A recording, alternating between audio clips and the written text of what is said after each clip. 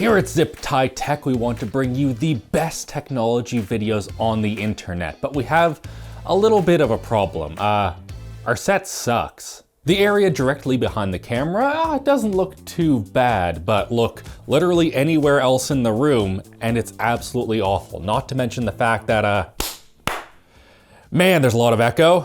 But not for long though, because Asus has sponsored this video. They sent over a bunch of things and we used a bunch of their sponsor money to buy stuff because, have you ever looked at the price of sound panels before? Because, oh my God, they are expensive. Now, it isn't like we've done nothing in this space. Like, we recently upgraded to these awesome Secret Lab tables instead of the literally broken IKEA ones that we had before. But the first thing I want to upgrade today is this mouse. Look at this thing, it's awful. There's only one place this deserves to be. To replace it, we're going to use the Asus ROG Harp 2 Ace, and this is literally my favorite mouse on the market. What I love about it isn't the 8K polling rate or the fact that it's super light, because if we're honest, loads of mice have similar specs, but the fact that I can just go to gearlink.asus.com and adjust all of the mouse settings in there. That means that I don't have to download some bulky software that I'm going to open it up and then it has to update and that takes a while and it's always a whole thing, but not anymore. This is particularly great because we're constantly bringing in new laptops and devices and stuff like that, and we want to be able to make sure that the mouse is not the problem if we're seeing lag or inconsistencies or stuff like that.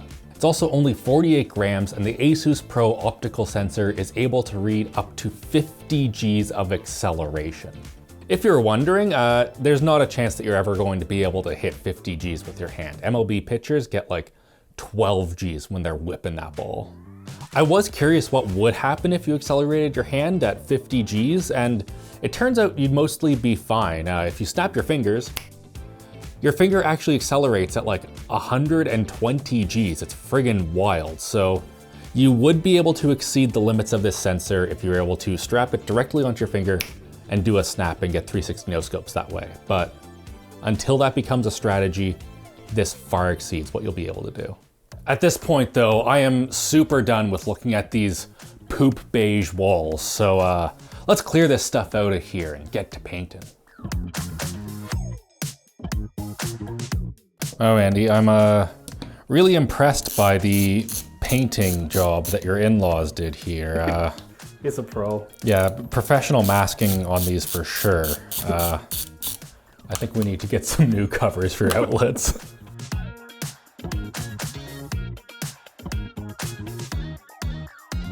For the paint, we're going to be using some Benjamin Moore Aura in charcoal slate.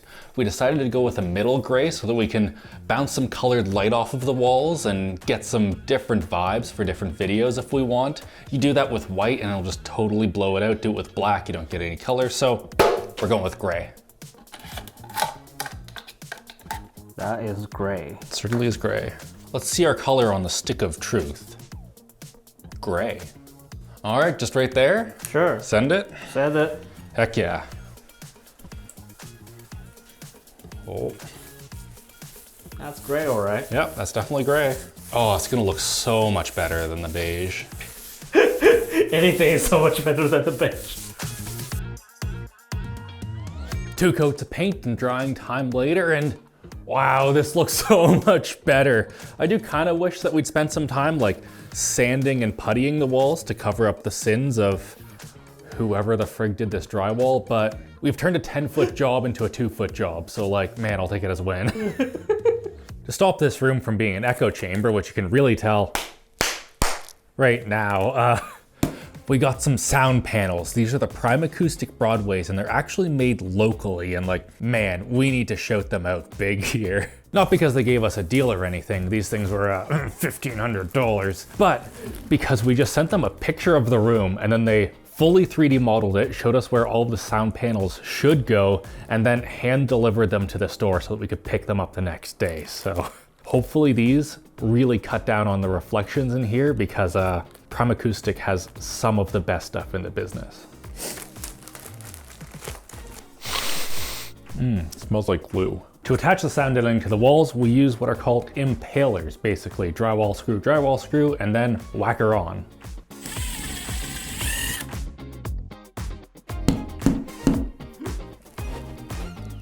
All right. Now we just have to do that 12 more times. Wait, 11. Before we continue with the sound deadening, we have something very special to put on the walls because we have got posters now. We have Andy's Miata in front of Canada Place in beautiful Vancouver. And if that's not what you're looking for, we also have my Z3 with the White Rock of White Rock and Mount Baker in the background. If you want these right now, we haven't named our store yet, but we'll have a store. Go to the link down below. Perfect. We've even got the zip ties. How do they look? Amazing. Gorgeous. Wow, those have made a huge difference, not just to the sound control of this room, but also the general appearance. Here's before, and here's the after. That's huge. Wow. Especially over here. Sick. This is how you can tell that we're amateurs and not pros. The pros never even consider cleaning up the drywall dust afterwards.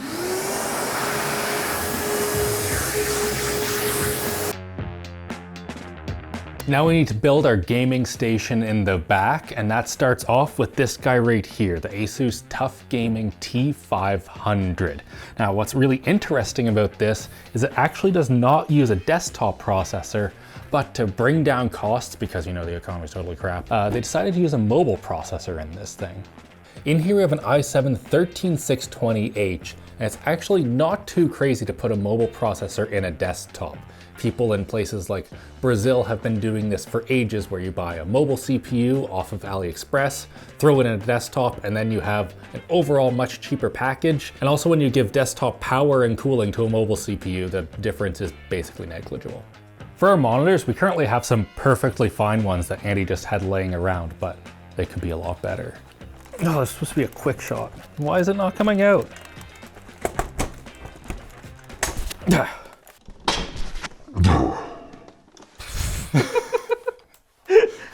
Just have to beat you in the face. Myself and Andy don't really know how to feel about these monitors that Asus sent over. Not because they're bad or anything, but because they are so much better than the ones that we have at our homes. In here we have the ROG Strix OLED XG32UCDS. Balls. No, it's fine. A 32-inch OLED display that does 4K at 165 Hz or Full HD at 330 Hz. In here they have a custom heatsink that allows it to dissipate the heat, which makes your OLED last longer, and also you can make it a lot brighter, but look at this peel. Oh, I messed it up, okay. Oh, what a unit. Look at this. Will it hold? Yeah, not a problem. Now, that is an exceptional monitor right there. We're talking 1000 nit peak brightness, QD OLED, Delta E of under 2. But this one right here, the XG32UCWG, is even better. Resolution, specs, pretty much everything is the same between the two. But this one right here has a very glossy display to make the colors pop even more, and an extra 300 nits of peak brightness. You can do some parallel peelage. Oh, frig. Oh no. Oh dear. Oh, everything's a mess. No, Andy, cut, please, put me out of my misery. Oh, Asus is never gonna wanna work with us again after that peel.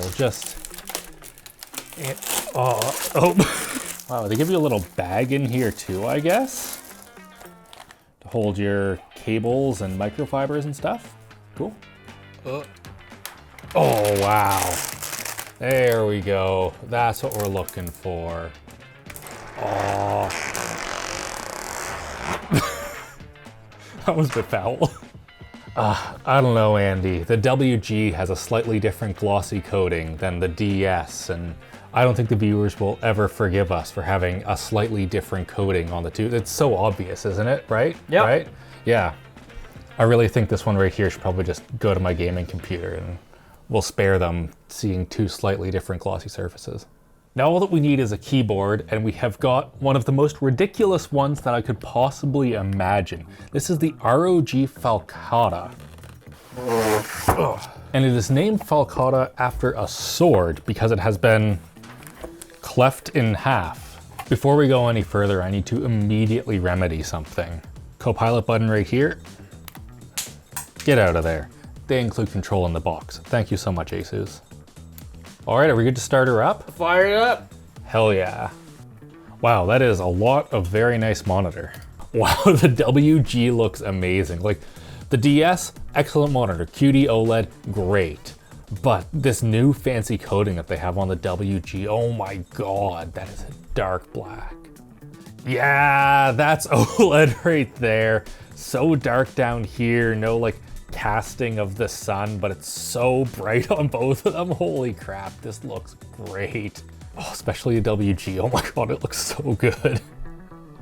I made a whole video at CES last year about how their new coatings were fantastic, and like, I 100% stand by that.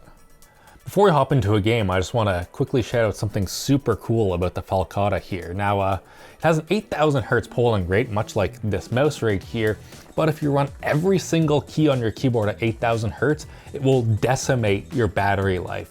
So you're able to come in here and just select which keys you want to have an 8000 hertz polling rate. So like WASD, like the ones you use for gaming, those ones can have 8000 hertz. The rest, like, do you really care if your map is only at 125 hertz? No, probably not. So we can leave that at that, and then you save a whole bunch of battery life. All right, we're here in Valheim, and this is sweet. Now, I don't have full 4K right here. We're just at 1440p on this monitor because we're running a 5060 Ti. This is a very unbalanced setup. This monitor costs more than the entire desktop, but at the same time, like the color reproduction and deep blacks and stuff of the OLED, like I almost like doing this more than like I see so many people with like a 5080 and then like the crappiest full HD monitor that you've ever seen that has just like smeary visuals. Like this is so much better than a 5080 on a crappy monitor. One thing to note about the keyboard though, it has Hall effect switches, so you can change things like the actuation point and the feel of the keys and stuff like that. But what you sadly can't do is get an analog output out of it or change things in an analog way. So if you want to say, set your arrow keys to lock at 34%, you cannot. Oh yeah, and if you're wondering why you want a keyboard that is able to do that, it's so you can have way more space for mousing around. Although, personally, what I'd probably go for is I would save a whole bunch of money. We've got the Strix Scope 2 here, the 96. It's still pretty darn compact, half as much, and it also has a numpad, which I really appreciate. With our desktop all set up, let's move in the other desk. With the set looking and sounding amazing, let's discuss lighting. Now, this is what this room looks like with just the overhead lights on, and I'm quite sure that it is terrible. Not only is the color all wrong, but also it is very dark. So we've had to boost the ISO quite a bit. This is what it would look like with the ISO that we plan on using for our videos. It is probably very dark right now. Yep. Can confirm. We switched to iPhone here so that Andy doesn't have to take down his whole massive rig here. The most important light is of course our key light, which is right up here. For this, we've got the Nanlite FC500B Noctua edition that we upgraded the cooling on in our last video. So you can turn this on right up here, and that is a vast improvement. Now we do have some diffusion here and also a bit of a grid just so it doesn't spill a bunch of light all over the room and only where we want it.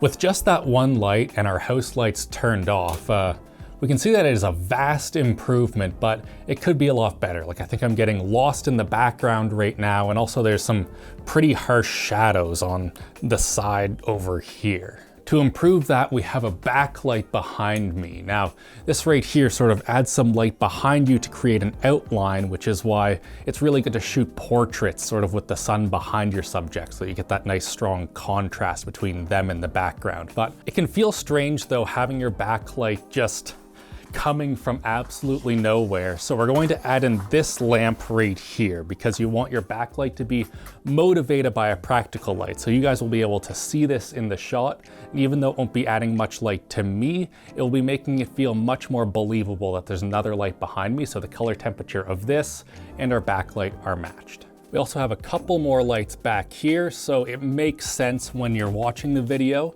that I'm backlit from both sides. There we go. Now things should be looking pretty good, but it still kind of feels like that we're just sitting in a basement. Let's see if we can change that. To improve that, we have a light with a projector lens on it, so I can turn this on, and on the inside we have, oh, I frigged it up, a tiny little grate here that actually simulates the look of a window. So you can see over there, we have some light on the wall. And then when I stick the thing in, if I didn't screw it up too much, sorry, Andy. Yeah, a fake window. We'll fix that. With that back there, now it doesn't feel like we're just in a random basement, and it also allows for the key light to make a bit more sense in context with the window lighting behind me. This is how we planned on leaving the lighting, although now that we're actually seeing it, the shadows are actually a little bit harsh on the left side of my face and the products and stuff. So we're going to be adding in a bounce board as well. We don't have proper mounting, so we're just taking a ceiling tile and standing it up right there for now. But with that, you can see that there's just a little bit of light bouncing, and now the shadows aren't quite as harsh, and you can see the left side of products and myself a tiny bit better. We'll have a proper mount for that very soon. For cameras, the main A cam is an FX3 with a f1.4 50mm G Master on the front. Absolutely beautiful lens. Moving over here to our top down, we actually have a couple of small rig desk clamps, but it turns out they work really good as ceiling clamps too if you just flip them upside down. So we have an MKH50 for the microphone, but also we always run a lav as well with these little deity guys, because if there's one thing that we know about audio, it's redundancy and redundancy and redundancy, because something always screws up, or like I turn away from this microphone and this right here is what will allow us to keep my voice sounding pretty decent. Up here we have an A7C II, that is my camera, absolutely love that thing, and it will be getting replaced with an FX30 very soon that we ordered a couple of weeks ago, but Purelator has decided that we will not have that in this video. Once the FX30 arrives, we'll move the A7 over to right around here somewhere so that we have two options for angles on the A cams, because right now sometimes it'll just be presenting this camera for a really long time and you kind of just wish that you had a second angle. Also, this is pretty cool. We have a little follow focus right here that's actually doing zoom on the top down. You can see that right there. And we have a Sony control app that allows you to change all of the settings on the top down just from a little iPad right here. Neat. All of the video is recorded at 300 megabit per second, so every single video ends up being like 300 to 500 gigabytes of storage, so we desperately need a storage upgrade. To help us with that, we got an Asus Store Locker Store 10 G3. This thing has 10 hard drive bays, which we won't be completely filling today because frankly, hard drives are expensive as hell. Well, I guess not every single hard drive is expensive as hell, but what we have been getting are some Iron Wolf Pro 28 terabytes. Even on a Black Friday sale, these guys were 620 Canadian dollars each, so 4 of them seems good for now. I'm guessing we just push right here and the whole thing comes out. Sweet, that's easy. There we go. There's one drive. Then we can probably just speed this up. And 4 drives. We're going to be putting this into RAID 5, so we're guessing that'll be able to cover about like 200, 300 videos, something like that. Oh, it's heavier. The only problem with hard drives though is that they're pretty slow. So to take full advantage of the 10 gig ports on the back of this, we need to add a couple of SSDs. With our two 1 terabyte SSDs installed, we'll probably put those into RAID 1 so they're nice and reliable. It's not like we'll be losing much speed on those guys for the cache, and this should be about good to go. Now we can just plug this guy in. One thing that's super cool about these desks is they actually have internal power distribution. So just come in here, yep, there we go. Flip that down and how do I turn it on? Does it just turn on? Oh, power button, there we go. You might have noticed there that it would have been really nice to have a second camera angle so that you could have just seen that. Ooh, she's kind of loud. This will not be living down here. We're putting it upstairs where there's both Ethernet, which is great, and also the noise won't bother anyone. For a NAS though, it's pretty quiet. For the top-down camera, we also got a Sabrent Rocket V60 SD card. We really wanted a V90, but those are obscenely expensive, so V60 will do. Awesome, our set is almost good to go, but shipping, always a big problem. We'll see you in a couple days when everything has arrived. All right, everything is here. Ugh. Oh, sorry. We've got the gaming chair with the ROG logo onto her. We also have our third camera with a telephoto on it so you can see super close. Can you see the dust on this, Andy? Yep. Sick. And we've got a couple of peripherals to finish out our setup. The first one is an Xbox controller. Oh, why did I think this would just open? It's the ROG Recurry 2 Xbox controller. Oh wow, look at how fancy this carrying case is. I actually really appreciate that because I always just throw my Xbox controllers in my backpack and then accidentally destroy them. But here, don't have to worry. Oh, they even have little stick not getting screwed up things. What does that do? Oh, fancy. So depending on what type of a game you're playing, you can either have analog or digital triggers. So like right now, it's just a little click, and then you push that down. You have the full thing. We have a couple more buttons on the inside here if you want to bind that to like roll in Rocket League or something like that. And also a little wireless dock. All right, so we've got our little stand right here with the feet onto it. We can put the controller right there, and it is now able to charge. It doesn't look like it's just kind of randomly on your desk. Excellent. Now, Andy, we have to decide which headset we're going to use at our little gaming setup. So we have the Pelta and we have the Delta. Delta is kind of triangular. Pelta more traditional. Oh, Pelta wins. Pelta wins? I think Pelta wins. Let's see, what's the comfort like with a hat on? Pretty good. You know, it's the less expensive of the two, but I really like this little elastic on the top of the Pelta, so I think this is gonna be the winner. Wait, do you get spare ear cups? No way. Oh, okay. 1 second here. These look comfier. Sort of faux leather that's on there is pretty great, but I could see that getting a little bit hot if you're a warm gamer like myself. Oh, that's a fancy looking driver right there. This with different ear cups. Oh, that's pretty good. I don't know, Andy. Of course, these are both wireless gaming headsets with little microphones on them if you want to use your mic in that manner, or if you prefer a more dedicated one, we have the ROG Kernix. Now, we're not going to be using this for our videos for the audio of them, just because that's not really what it's made for, but this will be used a lot actually for our screen capture.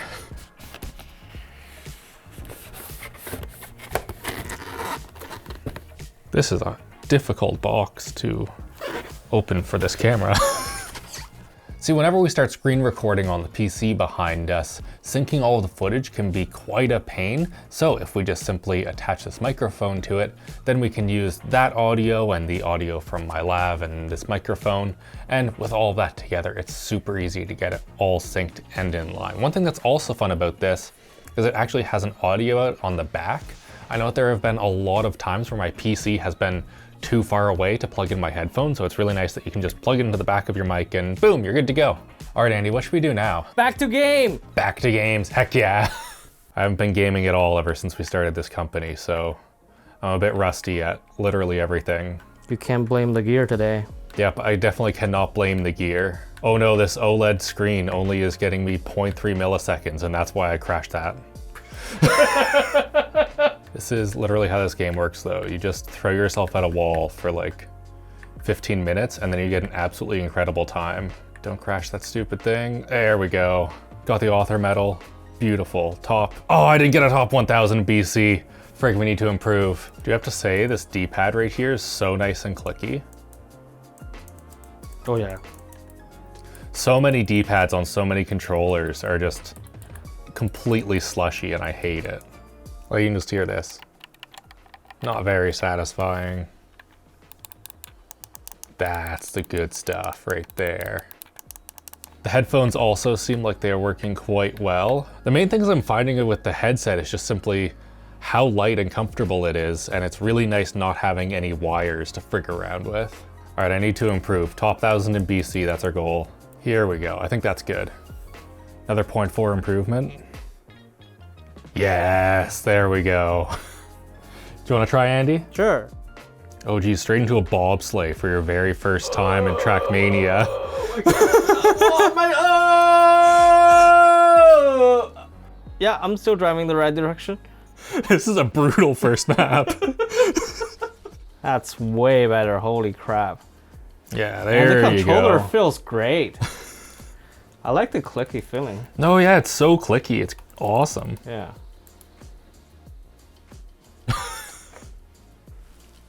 Screen looks great. Controller feels awesome. Audio feels good. I suck. Overall though, like the improvement to this space is absolutely massive. From the computer setup to the lighting to the sound deadening to not having poop beige walls. Holy frig, I kind of forgot about that. I blocked it out of my mind. What you shouldn't block out of your mind though is that ASUS sponsored this video and made the entire thing possible. So incredible thanks to them. Hit like, get subscribed, and of course, have a great old day.